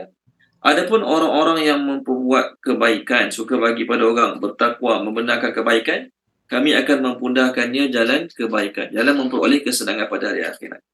Tuan-tuan dan puan-puan, kalau tengok hadis tadi semata-mata, hadis tadilah yang saya baca tadi kan. Jadi Nabi kata, orang yang Allah tentukan dia masuk syurga, Allah akan mudahkan dia jalan untuk masuk syurga. Allah akan mudahkan dia jaga semayang, Allah mudahkan dia nak ngaji, mudah jumpa orang baik. Tuan-tuan dan puan-puan, soalannya ialah, bila Allah mudahkan? Adakah lepas orang tu balik je tu automatik Allah mudahkan dia buat segala-gala? Allah dulu mudahkan dia. Salah. Orang yang Allah mudahkan untuk buat kebaikan, siapa dia? Orang tu kena mula dulu daripada diri dia. Dia tak boleh duduk saja tunggu. Bila lah Allah nak mudah aku bangun tahajud? Bila lah Allah nak mudahkan aku jadi orang mengaji? Bila lah Allah nak mudahkan aku jadi orang yang tiga dosa maksiat? Duduk saja tak buat apa-apa. Macam mana Allah nak mudahkan? Dia kena ada usaha dulu. Dalam ayat ni, ayat 7 Allah kata Allah mudahkan. Sebelum ayat 7 apa dia orang buat? Bukan katakanlah kita terbalikkan ayat 7 duduk depan. Jadi bunyi dia macam ni. Kami akan mudahkan baginya untuk dapat jalan kesenangan pada hari akhirat. Dan dia itu adalah orang yang memberi, bertakwa dan membenarkan kebaikan. Kita letak ayat 7 sebelum ayat 5. Boleh orang kata tanya-tanya soalan. Oh, Allah mudahkan dia. Disebabkan Allah mudahkan dia, lalu dia pun senang nak bagi sedekah ke orang. Dia senang bertakwa. Dia senang membenarkan segala kebaikan. Tak, tuan-tuan dan puan-puan. Allah mudahkan dia setelah Allah nampak usaha dia. Ayat tadi kan ayat 4 Allah kata usaha kamu berbeza-beza. Jadi mereka ni punya usaha, mereka bagi sumbangan, mereka bagi sedekah, mereka cuba jauhi dosa maksiat, mereka membenarkan segala janji Allah dan janji Rasul. Usaha tu ada, pop, Allah balas dengan kebaikan. Maksudnya apa? Allah mudahkan dia untuk buat next step kebaikan. Lepas tu ulama-ulama mengatakan bahawasanya satu kebaikan kita buat sungguh-sungguh, Allah akan bagi taufik hidayah untuk buat next kebaikan. Satu kebaikan kita buat sungguh-sungguh, Allah akan bagi taufik hidayah untuk buat next kebaikan. Begitu juga sebaliknya, satu kesalahan yang kita buat, kita tak ada rasa nak taubat, tak ada rasa nak berhenti, tak ada rasa nak insaf, maka Allah Ta'ala akan mudahkan kita untuk buat next step punya dosa maksiat. Jadi kita hati-hati kalau kita banyak buat dosa, buat maksiat, orang tak tahu, isteri tak tahu, anak-anak tak tahu, semua orang tak tahu, tak kena tangkap wali lah contoh. Jangan rasa gembira sangat sebab aku ni Allah mudahkan buat jahat. Satu kebaikan kalau Allah mudahkan buat jahat. Jangan. Kerana apa? Orang yang Allah mudahkan dia masuk syurga, mungkin dia baru saya bukan nak kata ustaz-ustaz dari syurga, bukan. Saya bukan nak kata ustaz-ustaz dari syurga, bukan. Tapi ada orang songlak duit zakat RM12,000. Terus kena tangkap penjara 2 tahun. Ada orang songlak duit zakat RM12,000. Ambil zakat kat Johor lah ni. Dia jadi ambil zakat, patutnya duit zakat tu dapat kat dia, masuklah jabat zakat. Dia guna untuk dia ambil zakat. Kena tangkap, kena penjara 2 tahun. Orang cakap apa tak balui. Tak balui. Ada orang yang rembat duit ke 12,000 banyak lagi pada tu. Sampai sekarang hidup tenang je. Betul kan? Sampai sekarang hidup relax, tak kena tangkap, tak kena dakwa. Ada orang macam tu. Lepas je. Jadi nak cerita, orang-orang yang Allah sayang ni, dia buat jahat, buat betul, baru buat kali pertama dah kena tangkap. Baru curi sampai berapa ratus, berapa ribu dah kena tangkap. Ada orang curi juta-juta, tak kena tangkap apa lagi. Jadi orang yang Allah sayang, Allah Ta'ala akan susahkan dia tu buat kebaikan, keburukan. Orang yang Allah tak sayang, buat benda tak baik, buat benda tak betul, jadi semua fail. Boleh tangkap ini, esok lepas balik. Tak ada kena mahkamah apa pun. Maka tuan-tuan dan puan-puan, kalau kita nak Allah Subhanahu, kalau kita nak Allah Ta'ala bantu kita untuk buat kebaikan yang banyak, kita kena mula pada diri kita dulu, usaha mula buat sikit kebaikan dulu. Maknanya kita tak boleh duduk saja, betul, nak Allah bagi taufik supaya tahajud, nak Allah bagi taufik rajin baca Quran. No, kita usaha kita dulu. Usaha daripada pihak kita dulu kena ada. Sebab tu dalam ayat ni, ayat 7, Allah kata Allah mudahkan bagi orang yang dah berusaha sebelum tu. Dia usaha bagi sedekah ke orang, dia usaha bertakwa, dia membenarkan segala yang Nabi sampaikan. Barulah Allah mudahkan dia buat kebaikan. Jadi kita nak jadi baik, tapi kita tak nak usaha dulu. Kita nak jadi baik, tapi kita tak nak usaha dulu. Adalah orang tanya saya soalan. Tanya soalan tu. Ada ustaz ke ustazah kata, salah satu sebab seseorang tu tak bangun tahajud adalah Allah tak nak jumpa dia, Allah tak suka macam itulah di Quran ayat dia. Salah satu sebab seorang tak dapat bangun tahajud adalah kerana Allah tak sudi nak bicara dengan dia, Allah tak suka nak bicara dengan dia. Betul ke tak betul kata-kata tu?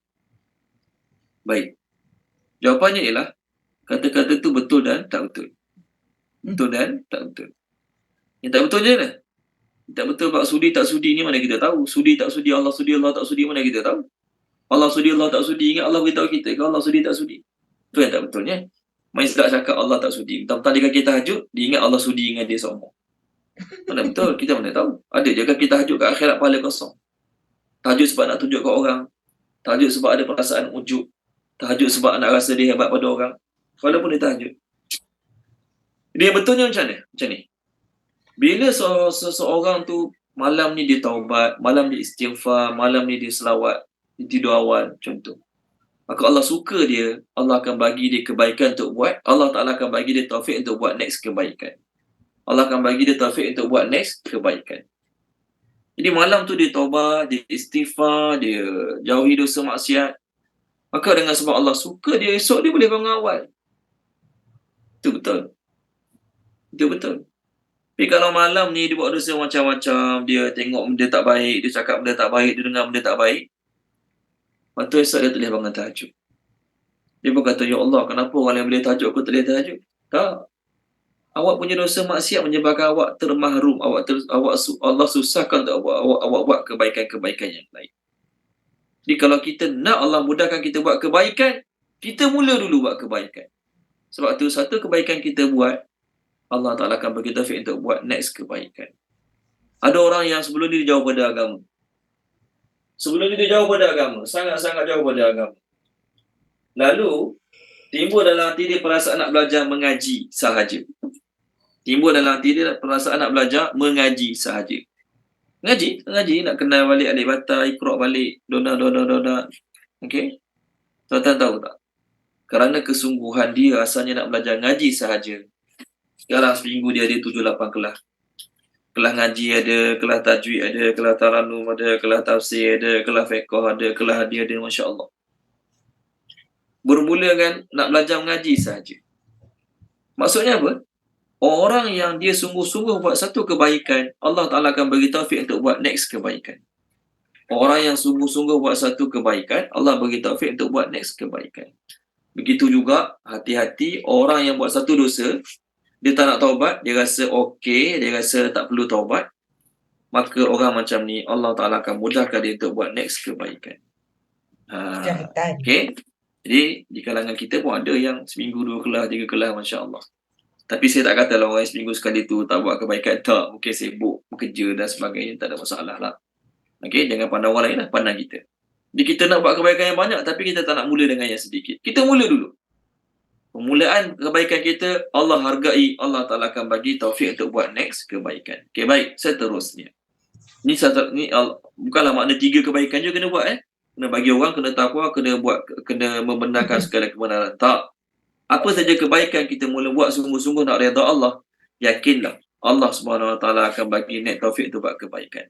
Dalam sebuah hadis Nabi sallallahu alaihi wasallam kata, man atani masyiyan ataituhu harwalatan. Man atani shibran ataituhu zira'an. Siapa datang padaku sejengkal, aku datang pada dia sehasta. Man atani zira'an ataituhu ba'an. Siapa yang datang pada aku sehasta, aku akan datang pada dia sedeput. Maksudnya, sikit kita tunjuk minat pada Allah, sikit kita tunjuk keinginan kembali pada Allah, Allah Ta'ala akan bagi pada kita berganda-ganda punya. Berganda, Allah Ta'ala akan bagi pada kita berganda-ganda kebaikan untuk buat banyak lagi. Allah Ta'ala akan bagi taufik untuk buat lebih lagi kebaikan. So, kalau kita duduk saja tunggu, bilalah aku nak tahajud, bilalah aku nak rajin baca Quran, tanpa kita jalan kebaikan dulu, tanpa kita mula buat dulu, sampai bila-bila kita takkan dapat taufik untuk buat kebaikan. Jadi step dia apa dia, Ustaz? Step dia mula. Okey, baik. Seterusnya, masuk ayat baru. Tadi kita dah sembang tentang orang yang mula buat baik, maka Allah Ta'ala akan bagi taufik dia untuk buat next kebaikan. Dan seterusnya masuk ayat baru. Amma adapun man orang yang bakhila kedekut. Okey, bakhila kedekut. Dan istaghna berasa cukup. Berasa cukup baguslah. Berasa cukup bagus tu dalam bab duniawi. Aku dah ada kereta, aku dah ada rumah, aku dah ada motor. Cukup nak apa lagi? Fokus ibadat. Tu bagus. Yang ni berasa cukup, tak perlu rahmat Allah, tak perlu keampunan Allah, tak perlu dekat diri pada Allah. Ni rasa cukup yang tak bagus. Okay, tak apa, kita terjemahkan dulu. Dan kazaba dia mendustakan.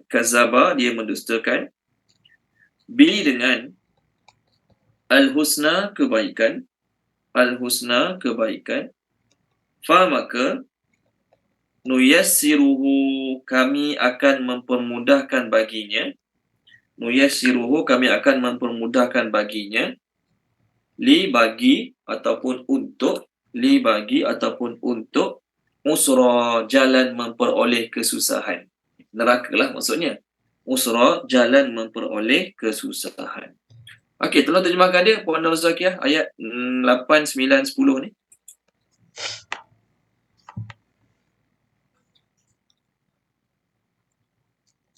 Ada Puan Nur Zakiah? Hilang. Okey. Puan Khairiah, terjemahkan boleh Puan Khairiah. Bismillah. Dan adapun orang yang kedekut dan merasa cukup dan dia mendustakan dengan kebaikan, maka kami akan mempermudahkan baginya untuk jalan memperoleh kesusahan. Okey. Terima kasih Puan Khairiah. Jadi ayat kita bincang daripada ayat 5 dan sampai ayat 10 ni, ini adalah jawapan kepada orang yang mengatakan dia buat salah sebab Allah bagi kita, sebab Allah yang izinkan saya buat salah. Orang tu buat baik, kenapa awak tak buat baik? Allah tak bagi taufik saya buat baik. Allah nak bagi kebaikan ataupun Allah nak izinkan orang tu buat keburukan, depend pada orang tu. Pertama, dia kena ada nak buat kebaikan. Yang kedua, dia kena ada usaha. Allah akan bagi next step, taufik untuk dia buat kebaikan. Sama lah juga kejahatan. Kalau dia duduk saja tak nak buat kejahatan, Allah tak akan tiba-tiba nak suruh dia buat kejahatan. Dia dulu berkeinginan nak buat jahat dan dia ada step untuk buat jahat tersebut. Allah Ta'ala izinkan dia buat kejahatan. Apa yang saya cakap tadi, ni tengok kat skrin. Ni dalam tafsir Ibnu Katsir. Cerita dia, sahabat-sahabat masa perang Uhud. Tengok sahabat-sahabat masa perang Uhud, cerita dia.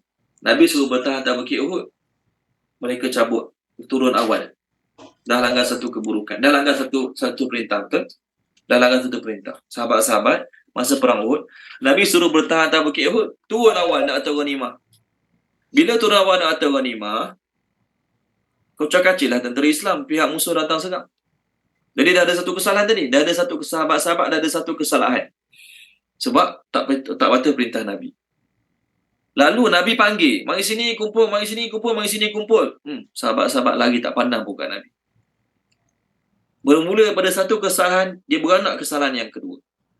Ini cerita pasal perang Uhud tu. Sebab tu tengok hal tersebut sebagaimana dikatakan sebagian ulama salaf, sesungguhnya di antara balasan kebaikan adalah terjadinya kebaikan sesudahnya, dan antara balasan keburukan adalah terjadinya keburukan sesudahnya. Jadi tanda kebaikan kita Allah terima ialah Allah bagi taufik untuk buat next kebaikan. Tanda taubat kita Allah terima ialah Allah Ta'ala takkan datangkan dalam hati kita perasaan nak buat next dosa. Nampak? Jadi kita tak boleh, orang-orang yang berkefahaman Allah yang buat, Allah bagi taufik, Allah tak bagi taufik. Kenapa awak tak jaga solat? Allah tak bagi taufik kat aku, Allah bagi taufik kat dia je. Tak, dia yang Allah bagi taufik tu ingat dia bangun tidur tu dapat taufik. Tak. Dia ada kesungguhan, dia kunci jam, dia tidur awal, memang dia nak bangun solat tahajud. Dia dapat taufik. Awak nak tahajud, tidur pukul 2 pagi tengok bola. Tahajud apa, subuh pun lintah bukang kalau macam tu. Jadi kita nak Allah bagi taufik kita buat kebaikan, kita kena mula dulu buat kebaikan. InsyaAllah kita akan dapat buat taufik untuk buat kebaikan-kebaikan yang seterusnya. Bila kita dah biasa buat kejahatan, buat dosa maksiat, tak ada rasa nak taubat, tak ada rasa nak berhenti, kita akan jadi berani buat dosa kedua, tiga, empat yang seterusnya. Mungkin daripada kata-kata ulama salaf tu keluarlah bahasa Melayu kan. Siakap senohong gelamaikan duri, udah cakap bohong lama-lama mencuri. Cakap bohong, seronok, tak rasa berdosa, tak rasa bersalah. Buat kejahatan seterusnya, mencuri pula. Bohong asyik lepas je, menipu asyik lepas je. Dia menipu lepas. Dia buat kejahatan seterusnya, mencuri pula. Mungkin saya rasa ni bukan tepat pun. Tapi saya rasa betul. Bermula dengan satu kejahatan, tak ada rasa nak taubat, tak ada rasa nak kembali pada Allah, dia akan pergi next kejahatan tu yang jadi teruk-teruk.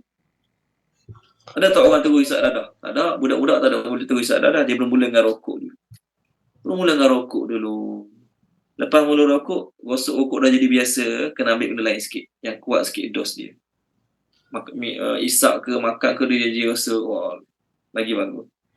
Daripada itulah, cuba benda lain lah. Kali terjebak dalam dadah, tak boleh tinggal sampai bila-bila. Dah kahwin pun, tetap tak cukup duit juga. Dah kerja gaji mahal tak cukup duit juga, habis kat dadah. Contoh. Dia tak boleh tak salahkan siapa-siapa, tak boleh. Salahkan dia sebab dia yang mula dulu. Jadi tanda kebaikan kita Allah terima adalah Allah SWT akan bagi taufik hidayah untuk buat next kebaikan.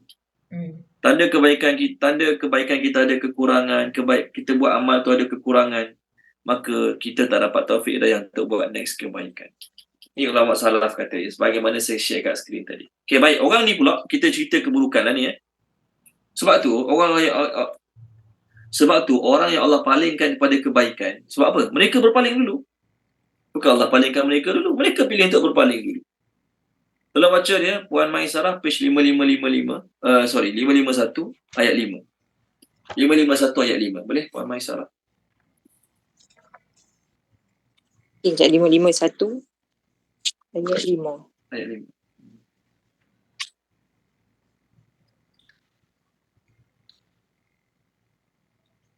Surah As-Saff ayat 5. Ayat 5, A'udzubillah minasyaitanirrajim. Dan ingatlah ketika Musa berkata kepada kaumnya, wahai kaumku, mengapa kamu menyakitiku? Padahal kamu sungguh mengetahui bahawa sesungguhnya aku utusan Allah kepadamu. Maka ketika mereka berpaling dari kebenaran, Allah memalingkan hati mereka dan Allah tidak memberi petunjuk kepada kaum yang fasik. Siapa action dulu? Mereka ke Allah dulu, Puan? Depa lah. Depa. Dia orang lah. Depa boleh, mereka boleh. Terima kasih buat saja korang. So dia orang dulu. Bukan kata Allah tiba-tiba nak palingkan hati dia orang. Allah suka-suka palingkan hati dia orang. Allah kata muka jahat ni paling hati dia orang. Tak. Mereka berpaling, Allah palingkan hati mereka. Mereka nak bagi pada hidayah. Mereka nak beriman dengan Nabi. Allah bagi taufik mereka untuk beriman dengan Nabi. Jadi baik bersama-sama Nabi. Jadi tak boleh salahkan Allah. Maknanya, taufik hidayah Allah nak bagi pada kita, bukan Allah main pilih-pilih suka hati. Allah tengok keinginan kita, usaha kita. Keinginan ada, usaha ada, Allah bagi taufik. Keinginan tak ada, usaha tak ada, Allah tak bagi taufik. Dia tahu dia tak pandai ngaji, dia tahu dia tak pandai baca Quran, tapi tak ada keinginan pun untuk baiki Quran, untuk mengaji Quran. Maka Allah tak bagi taufik. Orang tu dia tahu dia tak pandai baca Quran, dan dia sungguh-sungguh nak jadi orang pandai Quran. Dia cari ustaz kat Google, kat mana lagi, kat internet, ustaz-ustaz boleh ngajar ngaji, cari tak jumpa. Contoh. Sedih cari tak jumpa. Tengok 2-3 hari lepas tu, dia tengok adik dia belajar ngaji, dia pun tanya, belajar kat mana, kat Sedik. Boleh cari contoh. Jadi Allah akan ketemukan dia dengan orang yang betul-betul nak boleh ngajar dia ngaji. So kenapa Allah ketemukan dia dengan orang yang betul-betul boleh ngajar dia ngaji? Sebab dia betul-betul ada perasaan nak belajar ngaji. Tapi kalau tak ada, susah cari ustaz sekarang. Ayat dia. Susah cari ustaz sekarang. Awak cari kat mana? Tanya kawan. Kawan yang dia tanya tu pun sama macam dia malas ngaji juga. Tak jumpa lah ustaz. Walhal banyak je ustaz yang buat kelas mengajar ngaji. Cuma dia berbayar dia. So nak cerita, kebaikan yang kita dapat buat sebab kesungguhan kita ada, niat kita ada, Allah bagi. Kadang-kadang setengah orang tu, dia nak cerita taufik hidayah pada Allah ni. Setengah orang tu dia rasa nak kembali pada Allah. Dia rasa hidup dia ada banyak masalah. Dia rasa menyesal terhadap dosa maksiat dia. Dia rasa nak berhenti dosa maksiat dia. Dia pergi masjid awal sebelum Jumaat, dengar ustaz tazkirah sebelum Jumaat. Apa ustaz tazkirah tu betul-betul masuk dalam jiwa dia, betul-betul kena dengan hati dia yang nak taubat pada hari tersebut. Ustaz tu tak tahu pun masalah dia pun tak kenal siapa ustaz tu. Ni berlaku tak? Biasa berlaku. Ataupun tak, dia, itu contoh lelaki. Kalau perempuan, dia ada tak rasa nak tambah amal, dia ada rasa nak kembali pada Allah. Takkan dia pergi solat Jumaat perempuan kan? Bawa kereta, pasang radio IKIM, dengar ceramah. Apa yang ustazah tu ceramah dalam radio IKIM? Kenalah kat aku hari ni. Kenalah kat jiwa aku hari ni. Betul apa dia kata, aku kena buat macam ni. Kenapa Allah buat dia bertemu dengan ceramah tersebut? Walau kadang-kadang orang tu masuk kereta, pasang radio lain, pasang CD, pasang pendrive lagu yang dia minat.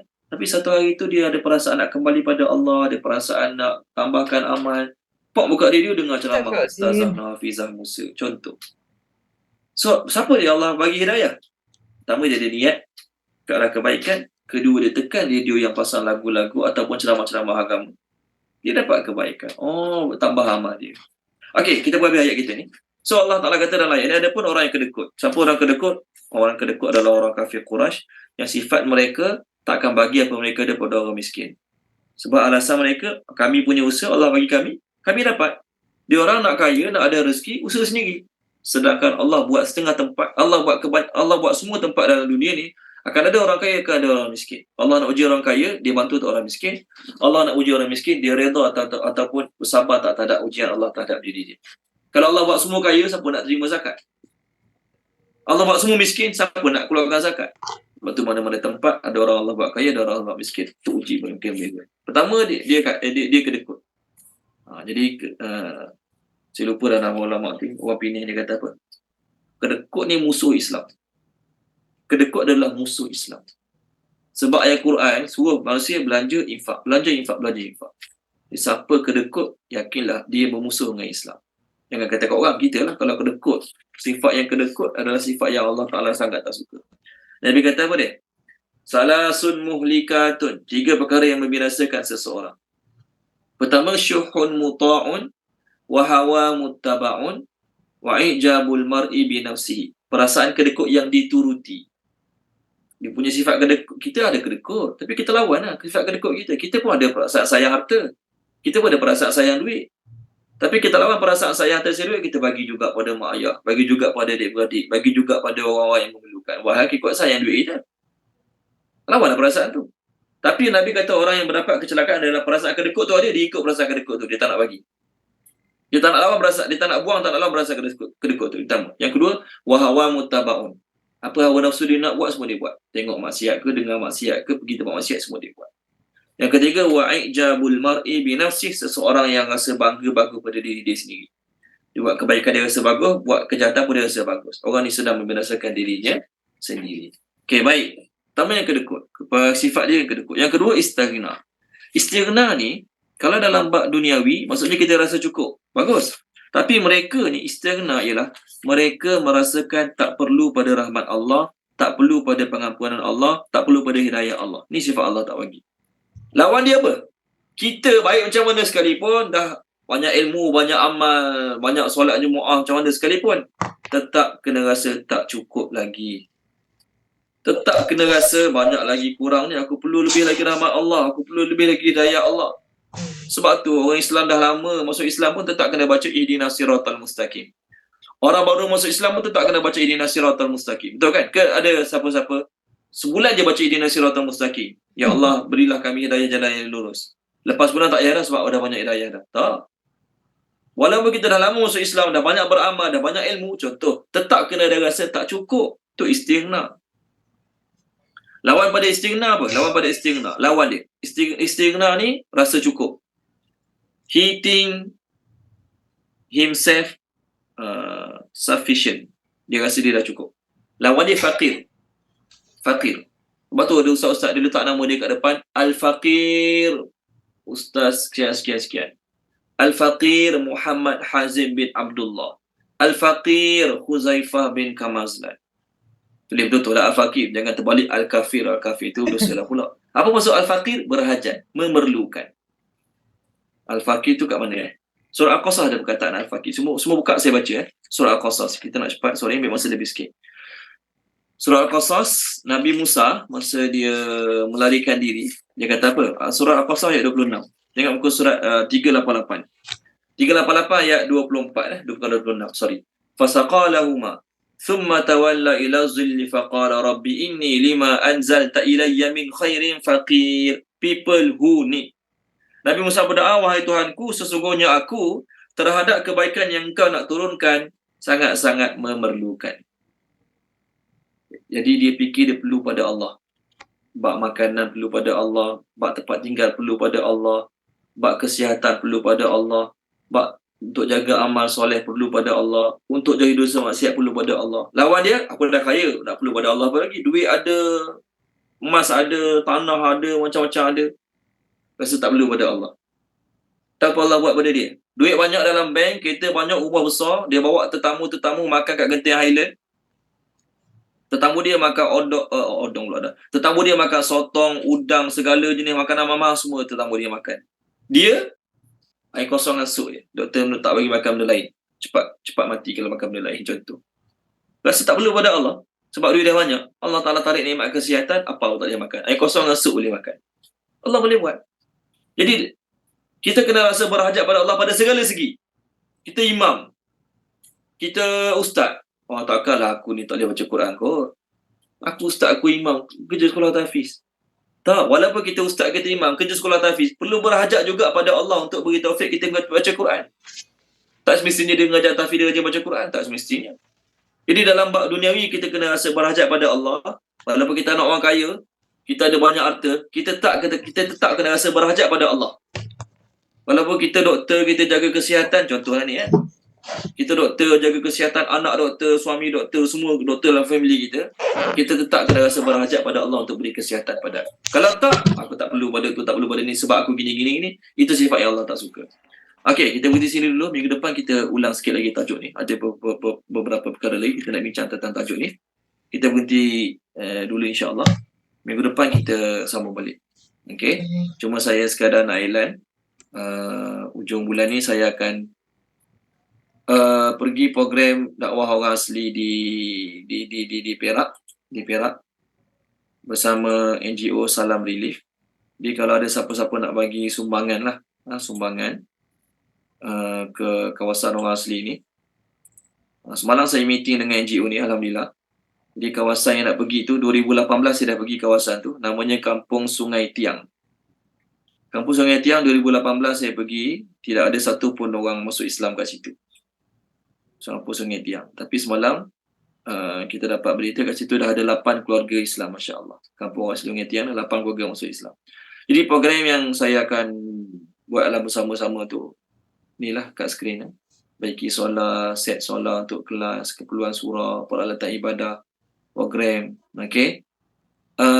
Ada anak orang asli yang bolehlah jadi imam, bolehlah azan. Jadi kita nak hidupkan surau tu, NGO ni cari sponsor nak bagi 2,000 sebulan untuk imam, Bilal dan siap surau tersebut selama setahun.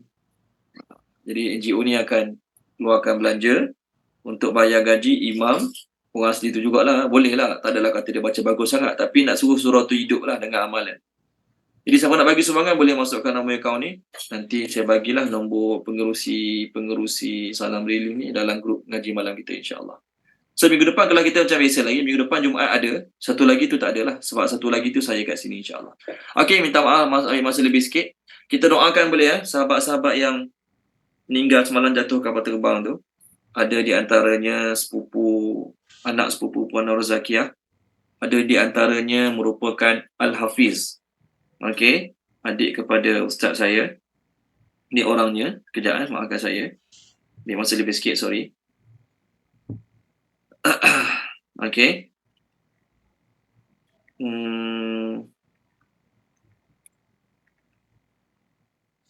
Sekejap Ni orangnya. Dia Al-Hafiz lah. Okey. Kalau pelajar-pelajar kat Pahang ni untuk ujian tahfiz, dialah antara penyemaknya.